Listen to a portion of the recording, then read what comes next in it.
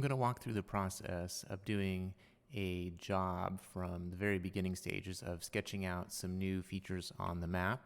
And I'm going to create a brand new job header, and then we're going to do some installation and removal of construction units to it, and then push it to the next stage in the workflow process, which is going from proposed to approved. So the first thing I like to do, and you can choose to do this in a different order, but I like to sketch out new things on the map if that is going to be needed. So to do that, I'm going to go into the OpenPoint and then create, and I'm going to do a Streetlight wire here to start things off. So I'm going to click on that, and starting off from this other Streetlight and pole here, and I want to go about 85 feet or so away from it. And to make that a little bit easier, I'm going to right click and set the distance. So I'm just going to type in 85 feet there and press enter. And so now it's set at 85 feet, and then I can just click and get my placement at that point. So I've placed my Streetlight wire, and notice that on the attributes here for it, it automatically picked up the district, the circuit, and the from station number. If I had snapped it to another pole, it would have picked up the to station number. It has a span here of 84. I'm going to change that to 85. You can see the Esri ST-Link. This is what it defaulted from the line that I drew. It was a little bit off from the 85. It's 84.999. So you might want to make that adjustment if that's needed.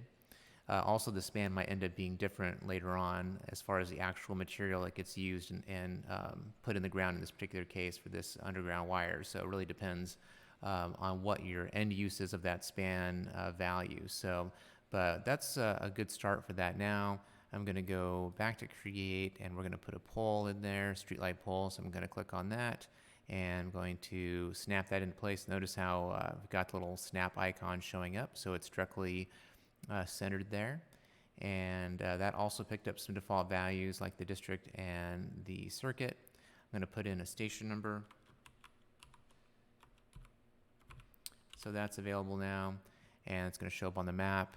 And then I'm going to go and grab the Streetlight itself, and let's see if I can find that. There it is, and we'll just place that right in the middle. Again, that's going to snap, and it will also pick up some default values. So that's just the main concept of sketching out some new features. And I'm going to go and now create the job header itself. And so to do that, we're still in the OpenPoint menu.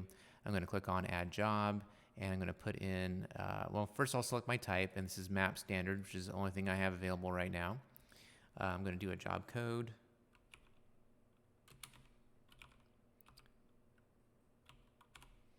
And an example here, so we'll just do a demo example. Type those in. I'm going to leave the status notes blank, and the CPR district, we'll leave that at 01, and we'll set the warehouse to W1, but that's optional. And then I'm going to click on the create, so you'll see it synchronizing with OpenPoint Web momentarily there. So now that job has been created, and it's also automatically selected. So now I'm going to actually install some construction units. I already have the Streetlight selected, so let's go ahead and start there. I'm going to go to the construction units button here, so it's under OpenPoint still, construction units. And right now there's nothing there, of course, in the in plant. Notice too that we do have the Streetlight feature selected, and the job is our 2019-14 demo example 14. So that is our job that's selected, so that all looks good.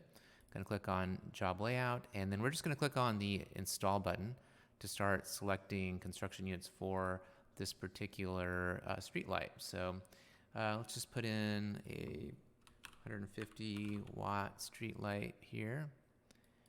And I could do more than that. Maybe there's an arm involved.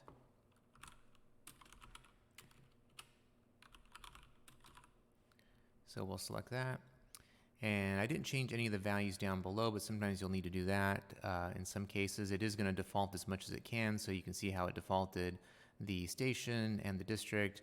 The category comes from the assembly that was selected, and that can be changed if necessary. Often it doesn't need to be. In this case, I'm not going to change any of those values. And so since I didn't change anything on the screen below here, and also for this one, I didn't have to hit the save button.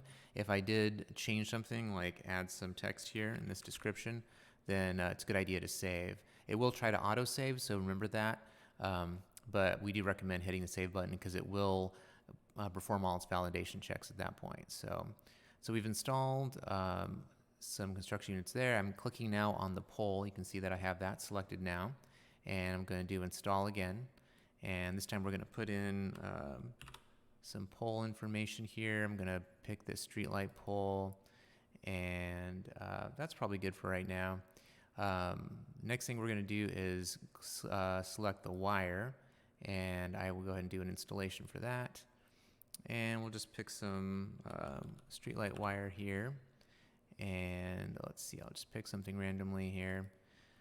So I've got the wire selected down below here. We might want to take a look at that. There is a from and a station and to station.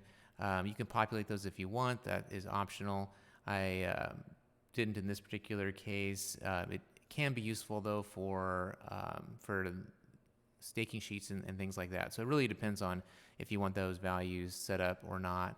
And if I had put that into the streetlight attributes here, you can see how they're not in there right now, then it would have defaulted those into the construction unit as well. So just keep that in mind as to whether or not that is something that's important to you. If so, I recommend putting it on the streetlight wire, so then any subsequent construction units that are added to it will then include that automatically. And so if you do need to change any of these linear values, this is a good time to do that.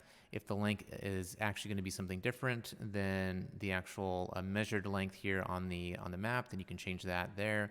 This is the sag percentage that defaults from the streetlight wire assembly, and so if there's not going to be any sag, so this is underground, maybe there's not going to need to be any, so we'll set that just to normal 100%, which is no sag. And again, if we need to change the category here, this is where you would do that, and also the subcategory. So wire is actually a good situation to where you may need to change this category. So let's say it was a wire that's going to be used actually as a neutral, then you could change the category and subcategory to indicate that it's a neutral wire at that point.